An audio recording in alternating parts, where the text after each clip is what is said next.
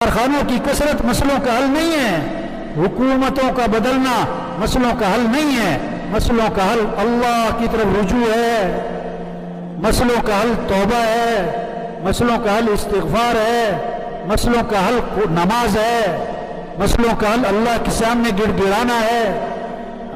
ये वबा आई है ना, ये किस लिए आई है? अल्लाह चाहते हैं बंदा मेरी तरफ रुजू करे, तौबा करे, अपनी गफलत को दूर करे। ये नमाजों में गफलत, ये मस्जिद से गफलत, ये कुरान से गफलत, ये जिक्र से गफलत, ये दुआओं से गफलत, ये आमाल से गफलत, ये आखिरत से गफलत, ये कब्र क़यामत से गफलत, जन्नत और जहन्नम से गफलत।